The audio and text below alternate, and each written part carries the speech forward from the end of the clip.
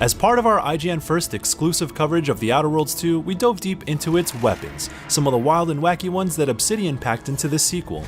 The game features improved gunplay along with a viable stealth system and revamped weapon modding, which we got new details on. But of course, lead systems designer Kyle Koenig and design director Matt Singh join me in breaking down what's new with your arsenal as they explain each weapon we'll be seeing here.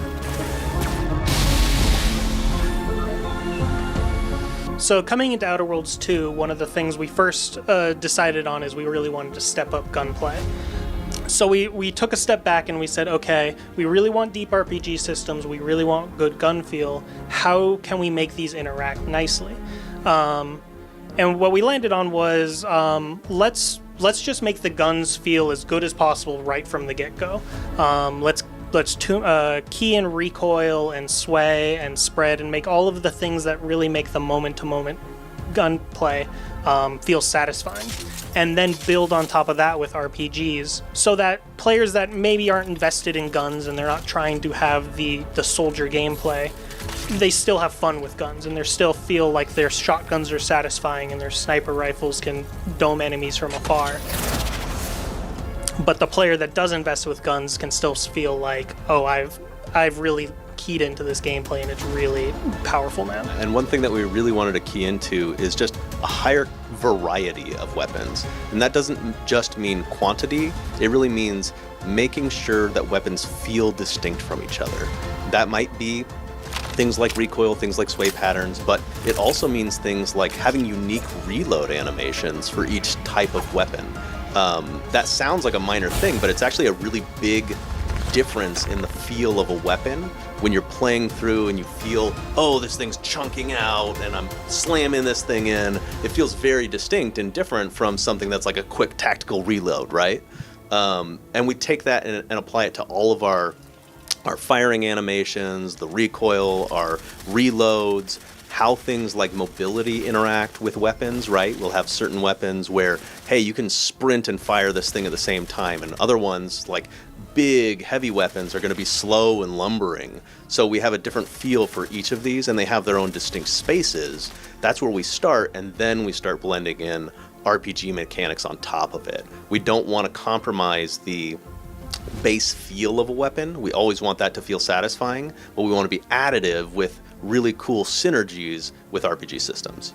The Popup Gun is a really cool one. Instead of like firing, bullets or anything, it actually shoots out advertisement drones. And so these drones, they pop up and they play advertisements at your enemies, like corporate slogans and all these fun little jingles and stuff in a way to distract them.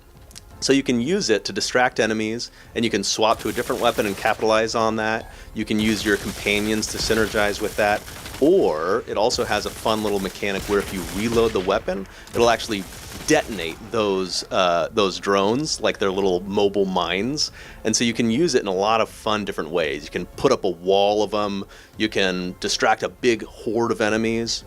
Or you can capitalize on just like using them almost like placed mines and then destroy them on contact. They're really fun. It's thematic in that like it takes that corporate tone that we had from the first game, blends it directly into the weapon in a really fun and interesting way, but also has some interesting mechanical differences that you can play with in a fairly non-traditional weapon style. I love the Doom games, and I did really want to bring our version of the BFG into the Outer Worlds 2. So we came up with something called the Big Bang, which is actually interesting in that it's a unique science weapon in the game. It keys into its own unique ammo type called arc gas, which is a really unique resource that you can only get from interacting with rifts in the world. So there are rifts in space-time. And you'll get this unique energy source to fuel this weapon, super rare. But when you do, it just shoots out this huge ball of rift energy that just nukes everything in its path. You can really synergize this well with things like our throwables. So we have a number of like grenades and things like that in the game. And a returning kind of element type we have is gloop. And so you can synergize a lot of different weapons. The Big Bang works really well with this, where you can gloop a big bunch of enemies, they're all stasis in the air, and then capitalize on that by charging up this Big Bang weapon and then just nuking them all from orbit. It's super, super fun. but you're not going to be able to do it a huge amount of times in the game, so you got to really conserve your ammo. Yeah, it's one of my favorites. The Bullet Blender is a unique gun that uses ammo directly from your inventory, so it doesn't need to reload. One of the things we changed from Outer Worlds 1 is we added a lot of new ammo types to help differentiate different weapons and create more value between the different weapons. And the Bullet Blender just uses all of them. And when it uses ammo of a certain type, it changes how it shoots. So if you have shock rods that you normally use for your electric weapons and your Bullet Blender eats it, it shoots out shock damage. And it's just a great way end game to kind of use everything left and really blow through your resources just pretty quickly. So the plasma pistol that we have, it's actually pretty fun and unique in that by default it shoots out bolts of plasma, but it has a really unique charge mechanic where as you charge the weapon, these bulbs will start lighting up and moving on the weapon. And the higher your charge level, the more bolts will come out. But if you hit it just right, if you time it where all of the lights light up, you'll get a little ping. If you let go right then, you get a huge bonus to how many projectiles you're firing out. And it can be really fun because you just got to find that little sweet spot. And we've got a bunch of different things like that. But that's just one example of it's fun to play on its own, but it just has that extra little thing that you can key into to capitalize on, which is kind of like a game within the game. So we also have unique weapons, which are like the wackier version of the base weapon. And one of our sniper rifles, the unique version is called Planet Killer. And it's a giant plasma weapon with a giant hand crank to reload it that you can charge up and just fire out massive damage with. There's a bulb in front of it that lights on fire as you charge it up to help communicate that. And it's probably the single way to, outside of Big Bang, to deal the most damage with a single shot. But it'll come with a penalty, right? It's got a huge reload time, the charge time's quite a bit, and it's super loud. So you're going to be able to get one good shot off and maybe blow somebody up, but everybody's going to know where you're at. And so you're going to have to use that to your advantage. One of the things that's really cool about what we're doing with weapons in general is, yeah, we've got our base weapons. Yes, we have unique weapons, but we also have the ability to mod all of these weapons in interesting ways. And so you can take a base weapon that might actually have more mod slots, so it has a little bit more flexibility with it, and find a bunch of mods that could apply to it. Or you could take a unique that essentially has one of those slots reserved with its own cool, unique properties, but still layer on some amount of mods to make it your own. And you can make some really interesting builds just by mixing and matching those. In the Outer Worlds 2, we've taken an approach where every weapon has a unique suite of mods that apply to that weapon only. And so the reason why we do that is to be able to key into key differences and things that make that weapon shine and feel really unique. And so we do things like we showed you the other day, where you can take, say, a base shotgun. We have a triple barrel shotgun. It's got 3 barrels that you can load in shells and smash people with. But by default, you can't it'll take you out of sprint, or it'll take you out of like sliding or mobile actions when you're firing it. It's powerful, it's loud, it's big, but what you can do is you can apply like a solid off mod to it. That will do a number of different things, but one of the key elements is that it really increases the mobility of the weapon. Now that it's lighter weight, you can sprint with it and fire while you're sprinting. You can slide and fire while you're sliding. That can make some really fun gameplay where you like use that with TTD, so you're sliding through something, shooting somebody along the way, double jumping and mantling over something while you're shooting down on somebody. It just makes it feel vastly different than the base experience that also felt good, but these mods can really change the gameplay space of our weapons. Yeah, and we have these for both ranged and melee weapons. Melee players can apply grips to their mod that when they take out someone from stealth, they automatically get camouflaged, so they can just immediately go on to the next person and take them out. Or if they have a big, heavy melee weapon, they can put on a mod that allows it so their power attacks shoot a shockwave and hit enemies behind them. So there's really a ton of customization in both the weapons and armors and headgear, which also have their own mod slots.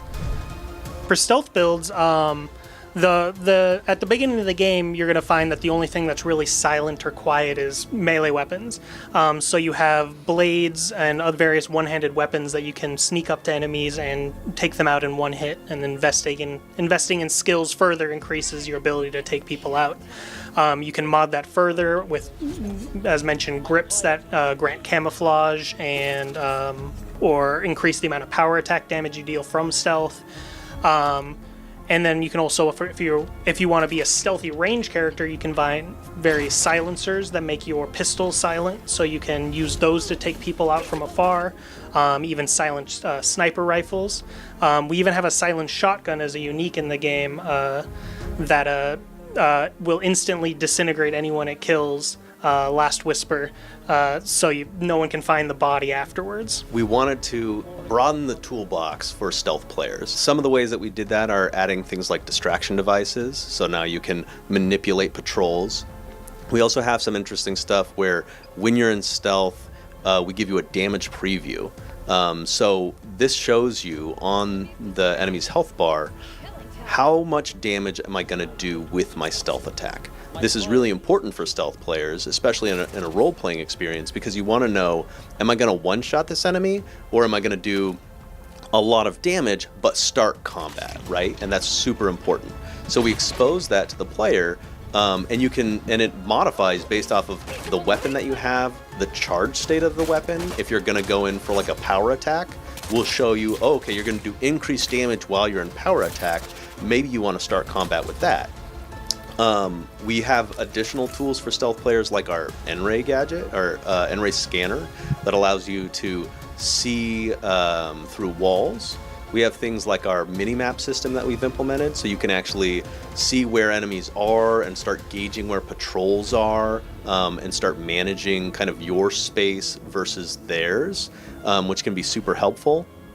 And then, let's see, we have like a number of kind of perks that you can perk into, in addition to like all of the weapons we've been talking about. There are weapons that deal more sneak attack damage, but we also have perks that'll key into that, where if you take somebody down, you might get a temporary movement bonus, where you can now use that to get out of sight very quickly or move to the next target really quickly, in interesting ways. We have things like stealth grass, so that you can go into a space and be in soft cover where people can't see you, unless you kind of start going loud or start killing people. But that's really helpful for planning out your path through a space. Yeah, and just like weapons, we have a number of unique armors and helmets that I can't wait to go into in our IGN second. Well, Matt, we can't really say anything about an IGN second, but what I can promise is more on The Outer Worlds 2 in this month's IGN first. So check out our breakdown of the new flaw system and RPG mechanics, and stay tuned for our deep dive on combat and my talk with Leonard Boyarsky, creative director and original Fallout developer, about how this game fits into Obsidian's legacy. And for anything on The Outer Worlds 2, stick with IGN.